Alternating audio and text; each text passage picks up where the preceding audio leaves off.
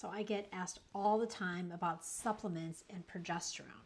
So keep in mind that progesterone is a hormone. In order to actually get progesterone, you need a prescription.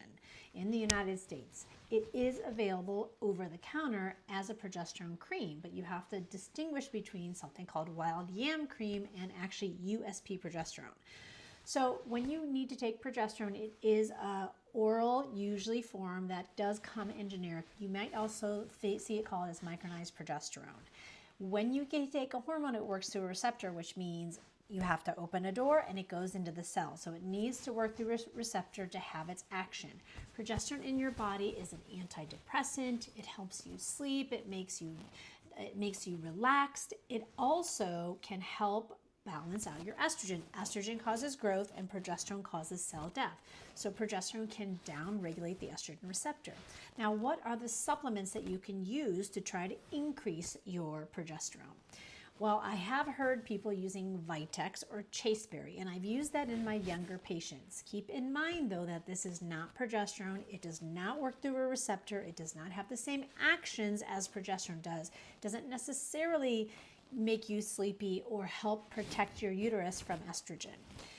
The way that chasteberry works is it gets into the communication between the ovary and the pituitary and the ovary to try to get your body to naturally produce more progesterone. So this is why it's a good choice for somebody that's younger. Another option for progesterone is, as I mentioned, the wild yam cream. Well, when would you use that? That actually contains no progesterone. If you look at the label, if it does not say USP progesterone, it is wild yam cream. Now, it's not going to hurt you, and it could maybe even help your symptoms if you're in perimenopause and searching for something to help. So it's certainly not going to hurt you. There are a few brands that you can get over the counter on the internet of progesterone, but make sure it looks like USP. The other problem I see with that is there's no individualized directions. We don't give progesterone every single day of the month.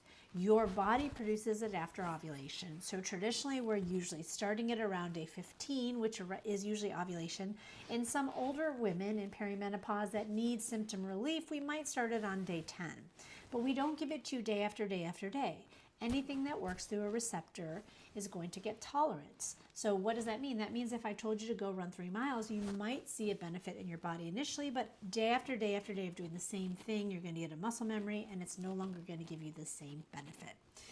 So those are the things. There's not any really thing that can actually help progesterone supplementation unless you take progesterone. There are things that are similar.